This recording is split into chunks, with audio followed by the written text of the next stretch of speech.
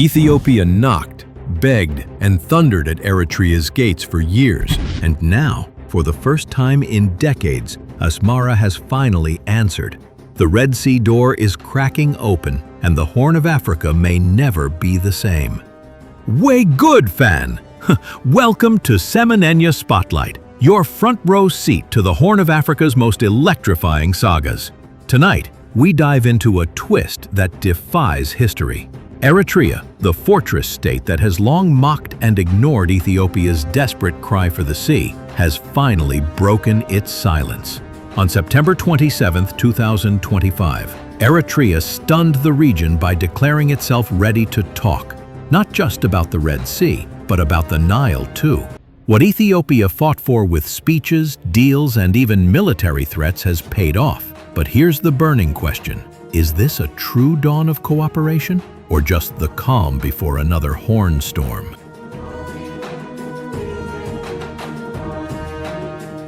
The spark. Ethiopia's desperate cry for the sea. Ethiopia's obsession with the Red Sea is as old as its loss of Eritrea in 1993. Since then, the country of 120 million has been locked inland, funneling over 95% of its trade through Djibouti. The cost has been crippling. Billions drained in port fees, delays that choke exports, and a manufacturing sector strangled at birth. Prime Minister Abiy Ahmed reignited the seaport debate in October 2023. Addressing Ethiopia's parliament, he thundered, "The Nile and the Red Sea will determine Ethiopia's future. They will either propel its development or lead to its demise." These weren't empty words. They captured a national frustration simmering for 3 decades.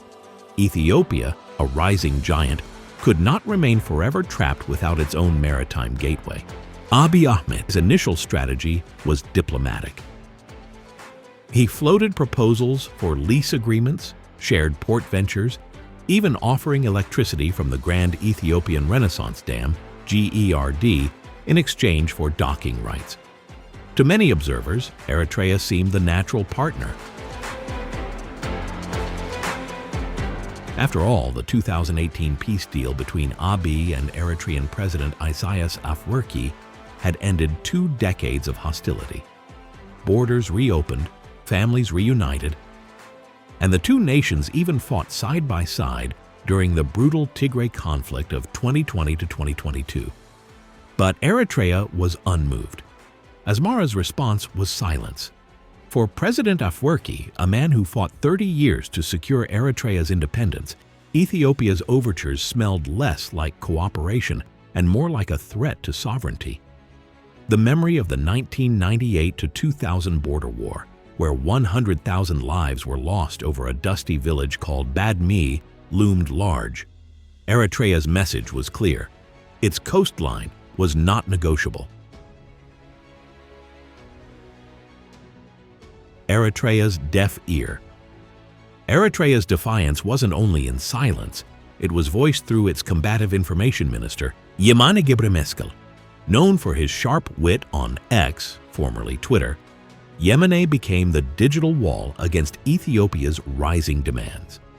In late 2023, after Abiy's fiery parliamentary speech, Yemane posted, "Ethiopia's historical rights to the Red Sea are as fictional as its maps. The Red Sea is Eritrea's lifeblood, not a bargaining chip." The post went viral, cheered by Eritrean diaspora supporters.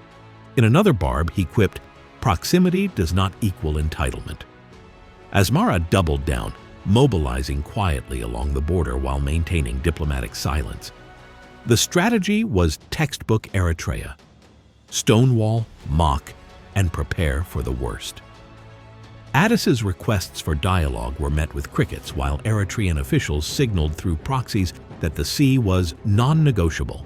From charm to thunder, Ethiopia escalates. But Ethiopia was not about to give up. As 2024 rolled on, Addis shifted gears. Frustrated by Eritrea's stonewalling, Abiy pursued new avenues.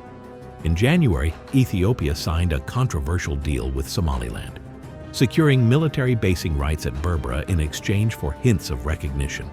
The move infuriated Mogadishu, alarmed Cairo, and enraged Asmara. Suddenly, the Red Sea question was no longer just about Eritrea. It had become a regional flashpoint. By mid-2024, Abiy's rhetoric grew sharper. No longer the patient negotiator, he now cast Red Sea access as a natural right. His speeches evoked Ethiopia's imperial past, when emperors controlled the ports of Massawa and Assab. "We lost our sea through a historic mistake," he declared. "It is time to correct it." The Ethiopian military joined the chorus.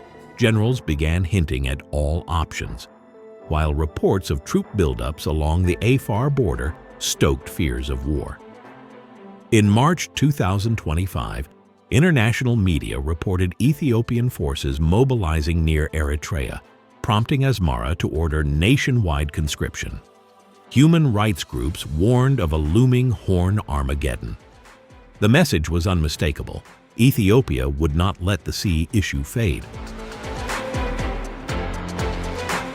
The Nile wildcard, GERD, as leverage.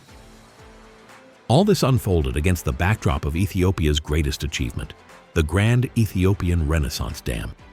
In September 2025, Abiy Ahmed inaugurated the $5 billion megadam, Africa's largest on the Blue Nile. Its 6,450 megawatts of power promised to electrify the nation and export energy across the region. For Ethiopia, GERD was not just power, it was leverage. By controlling 85% of the Nile's waters, Addis gained bargaining power over Egypt and Sudan. Abiy Ahmed masterfully wielded the dam as both carrot and stick, offering electricity exports to neighbors while warning of reduced flows if Ethiopia was isolated. Eritrea, long aligned with Cairo, suddenly found itself cornered. Egypt, though furious at GERD, had begun exploring compromise. Sudan, once hostile, pivoted to cooperation. Somalia was mired in its own turmoil after Ethiopia's Somaliland deal. For Asmara, isolation loomed. The crack appears, Eritrea blinks, then came the breakthrough. On September 27, 2025, Eritrea's Foreign Minister Osman Saleh, after meeting Trump's Africa advisor, declared Eritrea ready to engage Ethiopia on the Red Sea and Nile. The announcement, made public via the Eritrean embassy in Addis Ababa, was brief but seismic. Eritrea is prepared to engage on African peace, Nile expansion, and the Red Sea issue, the embassy post read. For the first time in years, Eritrea had dropped its stonewall. The deaf ear cracked open. Yemane Gebremeskel's X account, once ablaze with scorn, fell conspicuously silent. The shift was unmistakable. Eritrea was blinking. Ethiopia's victory, or a fragile illusion. Ethiopia hailed the announcement as a triumph of persistence. What diplomacy alone could not achieve, diplomacy mixed with credible threats finally delivered. Abiy Ahmed's gamble, combining olive branches with iron fists, had forced Eritrea to the table. But the breakthrough is fragile. Eritrea's readiness is conditional, its sovereignty fiercely guarded.